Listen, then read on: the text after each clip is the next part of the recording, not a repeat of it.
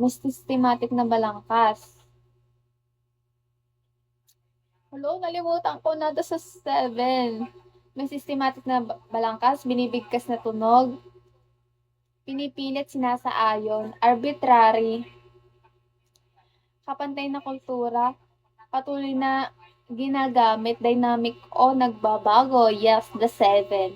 So, the two types of kahalagahan ng wika is the pansarili, kahalagahang pansarili, then kahalagahang global or international.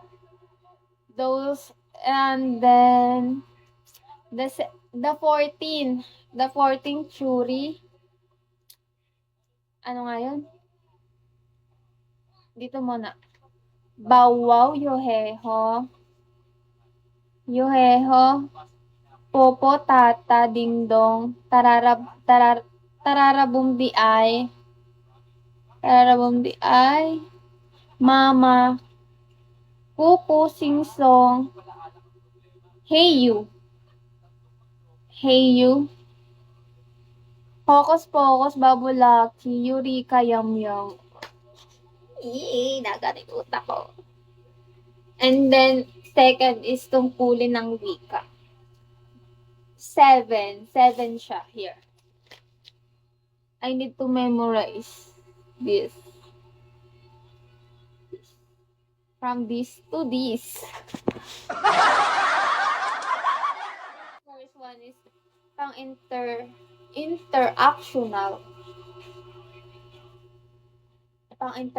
pang-instrumental, regulatory, personal, imaginative, heuristic, informative, pang-international, pang-instrumental, regulatory, personal, imaginative, heuristic, informative,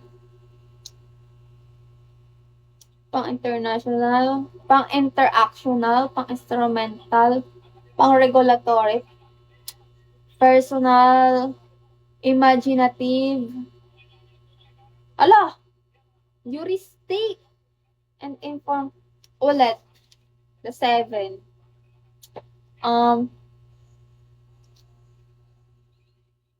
Ano?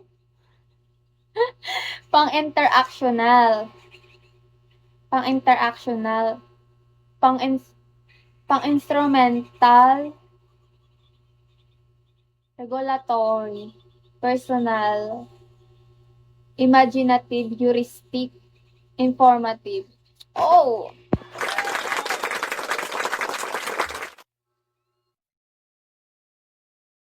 Phone is low battery na 10%.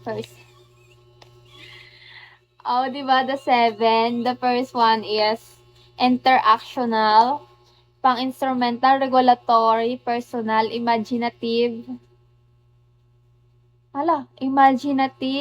heuristic, informative. Di ba? Galing. So, pag sinabi pang interactional, siya ay pakikipagtalakayan, pakikipagbiruan, pakikipagtalo. Basta pakikipagtalakayan siya.